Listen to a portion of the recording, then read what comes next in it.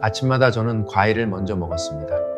몸에 좋다고 들었거든요. 그런데 요즘은 자꾸 피곤하고 몸이 계속 무겁게 느껴집니다. 공복에 과일을 먹는 건 막 깨어난 신장에 바로 일을 시키는 것과 같습니다.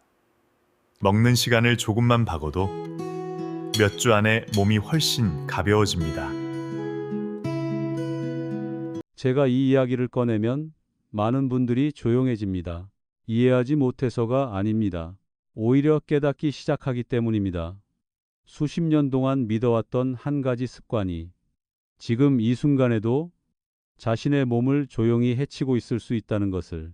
만약 당신이 60세를 넘었고 매일 꾸준히 과일을 드시면서 그것이 건강을 돌보는 가장 좋은 방법이라고 생각하고 계신다면 어쩌면 당신은 자신도 모르게 자신의 신장에 부담을 주고 있을지도 모릅니다.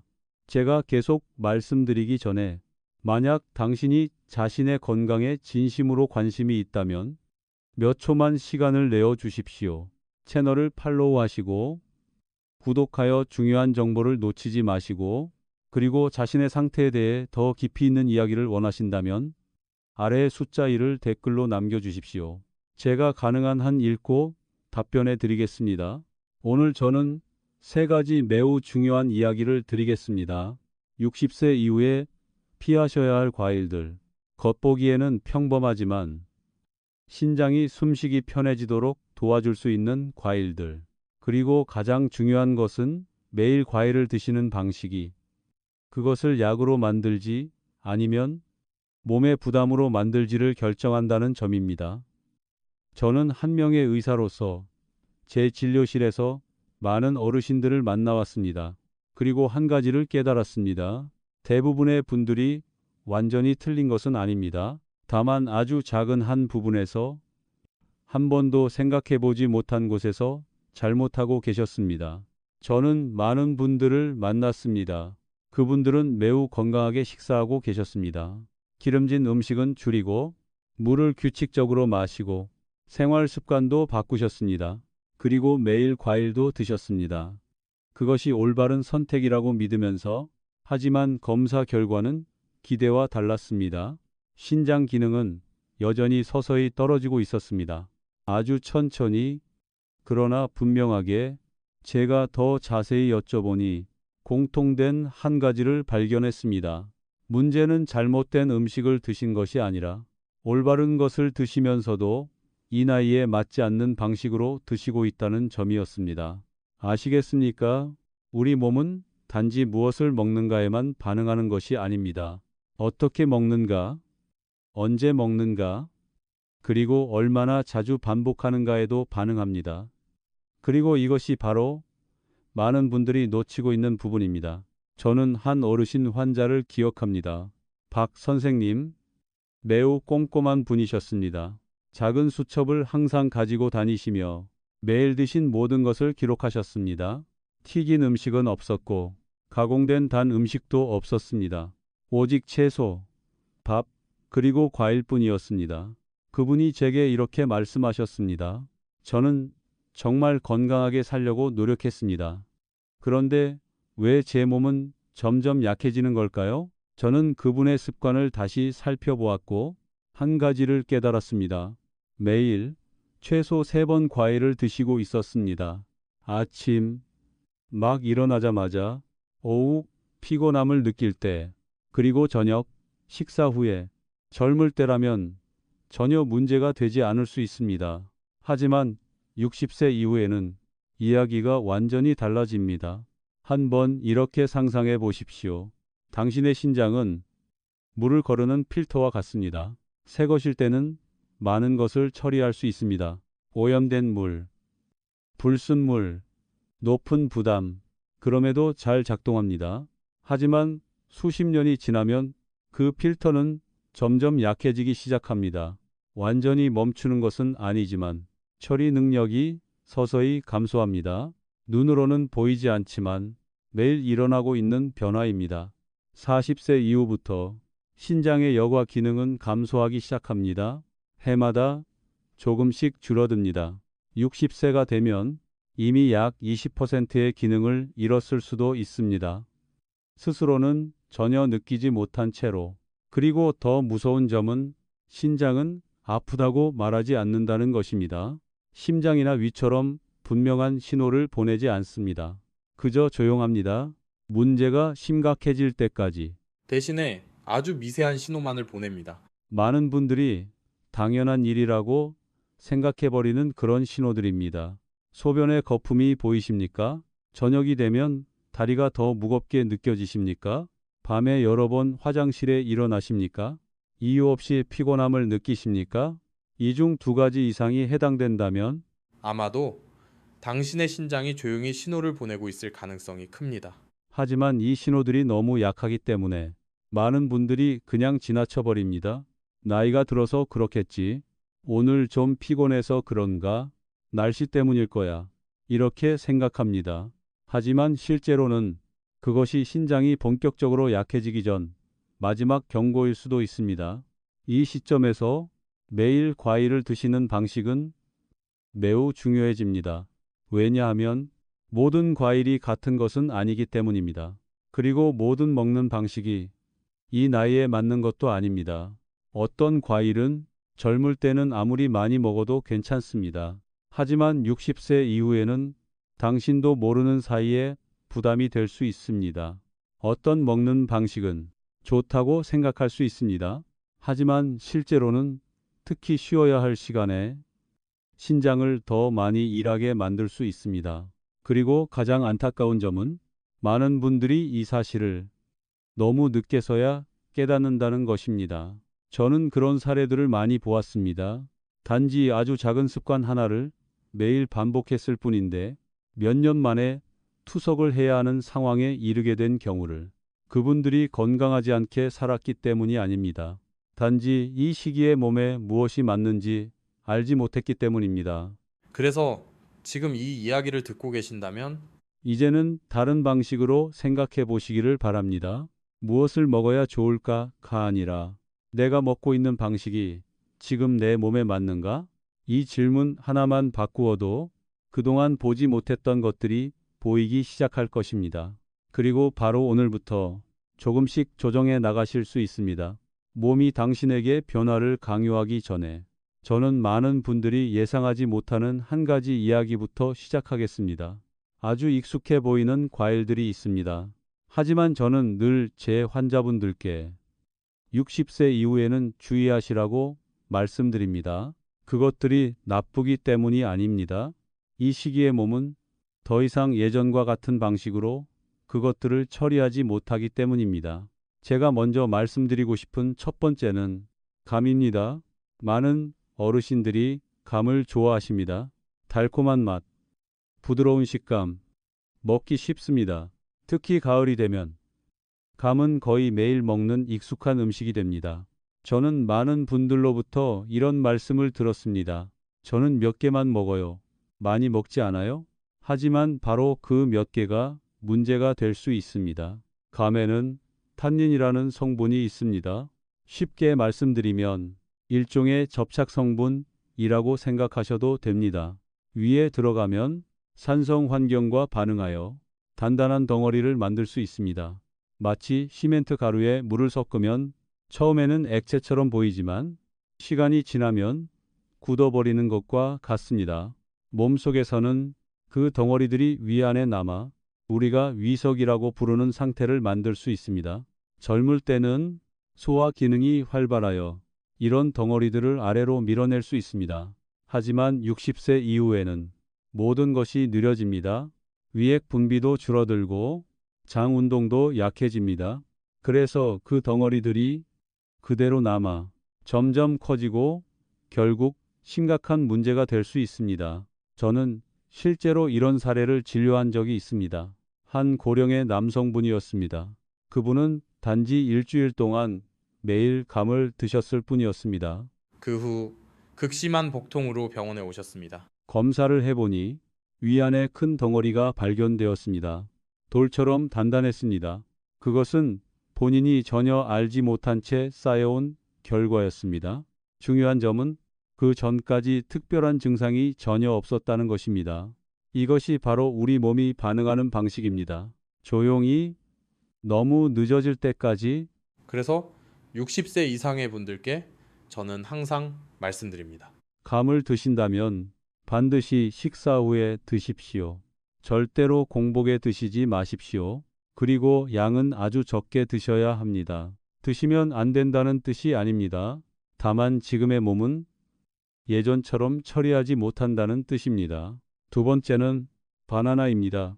이 부분에서 많은 분들이 가장 놀라십니다. 왜냐하면 바나나는 항상 건강에 좋은 음식으로 알려져 있기 때문입니다.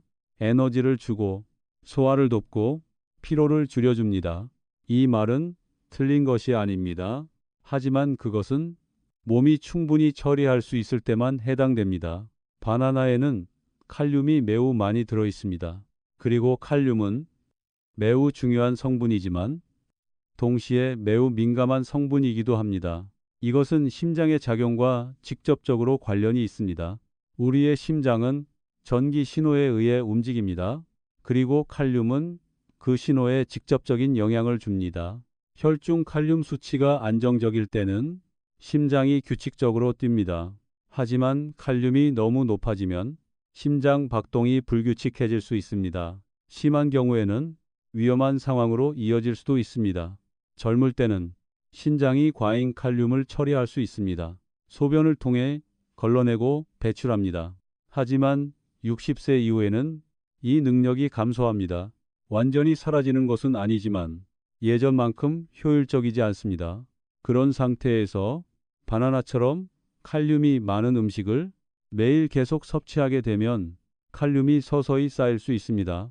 본인은 전혀 느끼지 못한 채로 처음에는 단지 이런 느낌일 수 있습니다. 조금 피곤하고 약간 두근거리고 몸이 좀 불편한 느낌.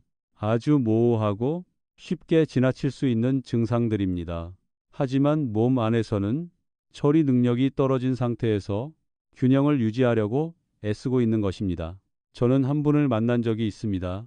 그분은 매일 아침 바나나를 드시는 습관이 있었습니다. 2개씩 꾸준히. 그분은 그것이 하루를 시작하는 좋은 방법이라고 믿었습니다.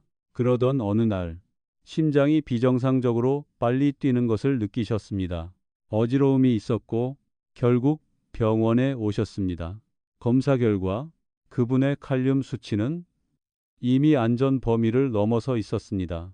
식습관을 조정한 후 불과 몇 주 만에 상태가 눈에 띄게 좋아졌습니다.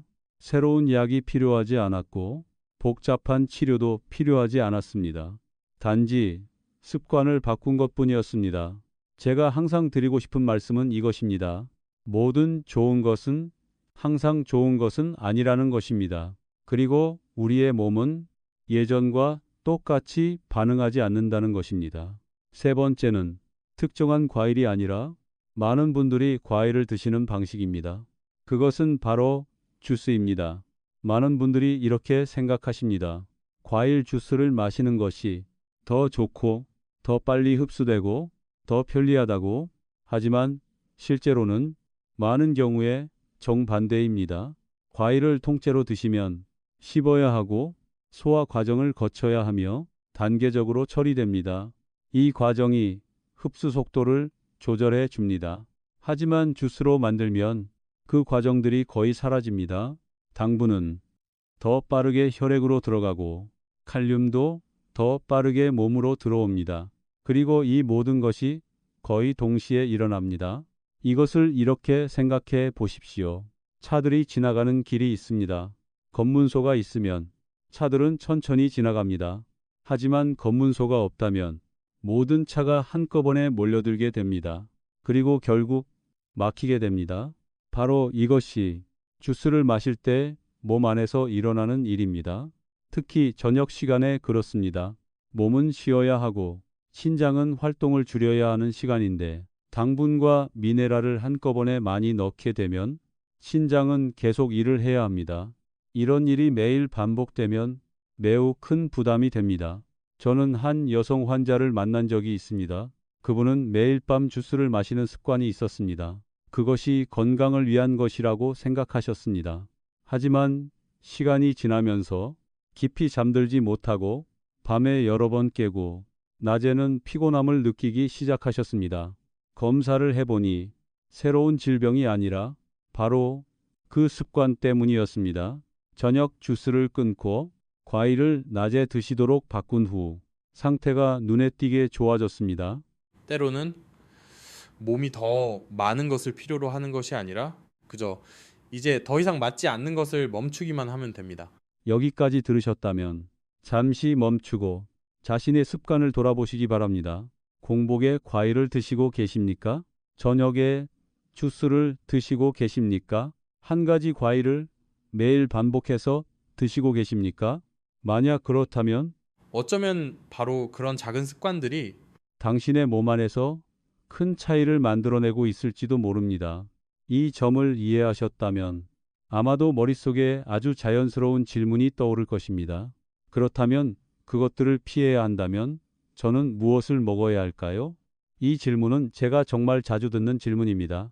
그리고 가장 중요한 질문이기도 합니다. 왜냐하면 목표는 모든 것을 없애는 것이 아니라 올바르게 선택하고 올바르게 사용하는 것이기 때문입니다. 저는 항상 환자분들께 이렇게 말씀드립니다. 완전히 나쁜 음식은 없습니다. 완전히 좋은 음식도 없습니다. 오직 지금 이 시기에 당신의 몸에 맞는 것 혹은 맞지 않는 것만 있을 뿐입니다. 그리고 60세 이후에는 이 적합함이 그 어느 때보다 중요해집니다. 먼저 아주 익숙한 과일 하나부터 말씀드리겠습니다. 하지만 종종 가볍게 여겨지는 과일입니다. 바로 사과입니다. 많은 분들이 이렇게 생각하십니다. 사과는 특별할 것이 없다고. 그렇게 달지도 않고 그렇게 매력적이지도 않고 다른 과일처럼 보양이 되는 것도 아니라고. 하지만 신장의 관점에서 보면 사과는 매우 편안한 선택입니다. 사과에 들어있는 칼륨의 양은 비교적 낮습니다. 이는 곧 신장이 처리해야 할 부담이 크지 않다는 뜻입니다. 하지만 더 중요한 점은 사과가 몸 안에서 흡수되는 방식입니다. 사과에는 한 가지 식이섬유가 들어있습니다. 이것이 당의 흡수 속도를 늦춰줍니다. 이렇게 생각해 보십시오. 마치 스펀지와 같습니다. 물을 한꺼번에 흘려보내는 것이 아니라 머금었다가 천천히 내보냅니다. 그 덕분에 혈당이 급격하게 올라가지 않고 신장도 한꺼번에 과부하가 걸리지 않습니다. 또한 사과 껍질에는 혈관을 보호하는 성분들이 들어 있습니다. 그리고 신장은 아주 작은 혈관망에 크게 의존하는 기관입니다. 이 혈관들이 보호되면 신장의 여과 기능도 더 잘 유지될 수 있습니다. 저는 한 환자분께 아주 간단한 변화 하나를 권해드린 적이 있습니다. 아침 공복에 과일을 드시지 말고 점심 식사 후에 사과 반 개를 드시도록. 그것뿐이었습니다. 시간이 지난 후 그분은 이렇게 말씀하셨습니다. 몸이 한결 가벼워진 느낌이 들고 피로도 덜해졌다고. 그리고 검사 결과도 더 안정적으로 변했습니다. 이것은 기적이 아닙니다. 단지 몸이 제대로 숨 쉴 수 있게 된 것입니다. 두 번째는 배입니다. 아주 익숙한 과일이지만 종종 평범하다고 여겨집니다. 배에는 제가 높이 평가하는 특징이 하나 있습니다. 바로 높은 수분 함량입니다. 배를 드신다는 것은 단순히 과일을 드시는 것이 아니라 자연스럽게 수분을 보충하는 것이기도 합니다. 이 점은 매우 중요합니다. 왜냐하면 많은 어르신들이 물을 적게 드시는 경향이 있기 때문입니다. 모르셔서가 아니라 화장실을 자주 가게 될까봐 걱정하시기 때문입니다. 특히 밤에 그렇습니다. 하지만 몸에 수분이 부족해지면 신장은 노폐물을 걸러내기 위해 더 힘들게 일해야 합니다. 마치 필터가 충분한 물 없이 작동하는 것과 같습니다. 배를 드시면 부담 없이 부드럽게 수분을 공급하게 됩니다. 불편함도 없고 압박도 없습니다. 그리고 낮에 드시면 몸이 저녁이 되기 전에 충분히 처리할 시간이 있습니다. 저는 한 분을 만난 적이 있습니다. 그분은 거의 물을 드시지 않았습니다. 하지만 매일 조금씩 배를 드시는 것은 괜찮다고 하셨습니다. 그렇게 한 지 얼마 지나지 않아 다리 부종이 눈에 띄게 줄어들었습니다. 큰 변화를 준 것이 아닙니다. 아주 작은 한 가지를 조정했을 뿐입니다. 이것이 제가 항상 강조하고 싶은 부분입니다. 몸은 큰 변화를 필요로 하지 않습니다. 올바른 것을 꾸준히 반복하는 것을 필요로 합니다. 세 번째는 많은 분들이 눈 건강을 이야기할 때만 떠올리는 과일입니다. 바로 블루베리입니다. 하지만 실제로는 그보다 훨씬 더 큰 가치가 있습니다. 블루베리에는 작은 혈관을 보호하는 성분들이 들어 있습니다. 바로 신장이 의존하는 그 혈관들입니다. 이 혈관들이 건강하면 신장은 더 효율적으로 일할 수 있습니다. 또한 블루베리의 칼륨 함량은 높지 않습니다. 이 점이 신장의 부담을 줄여줍니다. 저는 보통 이렇게 권해드립니다. 많이 득울하실 필요는 없습니다. 아주 소량이면 충분합니다. 하지만 꾸준히 드셔야 합니다. 마치 기계를 관리하는 것과 같습니다. 과하게 할 필요는 없지만 올바르게 해야 합니다. 저는 한 고령의 여성 환자를 기억합니다. 그분은 자주 어지러움을 느끼셨고 혈압도 불안정했습니다. 식단을 조정하면서 그중 하나로 오후에 소량의 블루베리를 추가하셨습니다. 시간이 지나면서 상태가 점차 좋아졌습니다. 바로 즉각적인 변화는 아니었지만 분명한 변화였습니다. 이것이 바로 몸이 반응하는 방식입니다. 적합한 것을 제공받았을 때 여기까지 오셨다면 이제 한 가지를 느끼실 수 있을 것입니다. 중요한 것은 무엇을 먹느냐가 아니라 어떻게 먹느냐입니다. 같은 과일이라도 잘못된 시간에 잘못된 방식으로 드시면 결과는 완전히 달라집니다. 그리고 이것이 제가 항상 강조하는 부분입니다. 아주 단순하지만 가장 많이 놓치고 있는 부분이기 때문입니다. 제가 이러한 모든 사례들을 돌아보면서 아주 분명한 한 가지를 깨달았습니다. 그분들이 지식이 부족했던 것이 아닙니다. 매일 적용할 수 있는 아주 단순한 원칙이 부족했던 것입니다. 그리고 이 부분을 기억하신다면 삶에서 너무 많은 것을 바꾸지 않아도 많은 문제를 피하실 수 있습니다. 첫 번째 원칙은 절대로 공복에 과일을 드시지 않는 것입니다. 이것은 많은 분들이 매일 하고 있는 행동입니다. 특히 아침에 그렇습니다. 많은 분들이 이렇게 생각합니다. 아침에 일어나자마자 과일을 먹는 것이 몸을 정화하는 방법이라고. 하지만 60세 이후에는 이것이 오히려 부담이 됩니다. 긴 밤이 지난 후 몸은 휴식 상태에 있습니다. 소화기관은 천천히 움직이고 있습니다. 신장도 많은 영양소를 처리할 준비가 되어 있지 않습니다. 이때 과일을 드시면 당분이 매우 빠르게 흡수됩니다. 그것을 붙잡아 둘 것도 없고 속도를 늦출 것도 없습니다. 그 결과 몸은 짧은 시간 안에 많은 양을 처리해야 합니다. 마치 막 잠에서 깬 상태에서 준비도 없이 바로 달려야 하는 것과 같습니다. 이것은 건강에 도움이 되는 것이 아니라 오히려 더 빨리 피로해지게 만듭니다. 그래서 하루를 가볍고 따뜻하며 소화가 쉬운 식사로 시작하시기 바랍니다. 그 후에 과일을 드시고 싶다면 조금 시간을 두십시오. 이것이 두 번째 원칙입니다. 식사 후 일정 시간이 지난 뒤에 과일을 드시는 것입니다. 바로 먹는 것도 아니고 너무 늦게 먹는 것도 아닙니다. 음식이 어느 정도 소화된 후에는 몸이 과일을 더 잘 처리할 수 있습니다. 당분은 천천히 들어가고 미네랄도 더 안정적으로 흡수됩니다. 신장도 부담 없이 일을 할 수 있는 시간이 생깁니다. 이것을 이렇게 생각해 보십시오. 도로 위의 차량 흐름과 같습니다. 차가 나누어져 들어오면 모든 것이 원활하게 흐릅니다. 하지만 한꺼번에 몰리면 정체가 발생합니다. 우리 몸도 마찬가지입니다. 세 번째 원칙은 저녁에 과일을 드시지 않는 것입니다. 이 부분은 제가 매우 자주 강조하는 내용입니다. 생각보다 많은 분들이 하고 계시기 때문입니다. 저녁은 몸이 쉬어야 하는 시간입니다. 모든 활동이 느려집니다. 신장도 마찬가지입니다. 이때 과일을 드시면 당분과 미네랄이 몸 안에 더 오래 머물게 됩니다. 신장은 계속 일을 해야 하고 원래라면 쉬어야 할 시간에 쉬지 못하게 됩니다.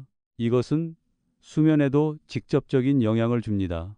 밤에 여러 번 깨게 되고 깊이 잠들지 못하며 다음 날 피로를 느끼게 됩니다. 하지만 원인을 알지 못하는 경우가 많습니다. 그리고 많은 경우 그 원인은 단순한 식습관입니다. 네 번째 원칙은 양을 조절하는 것입니다.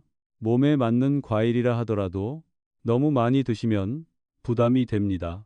몸은 많은 것을 필요로 하지 않습니다. 필요한 만큼이면 충분합니다.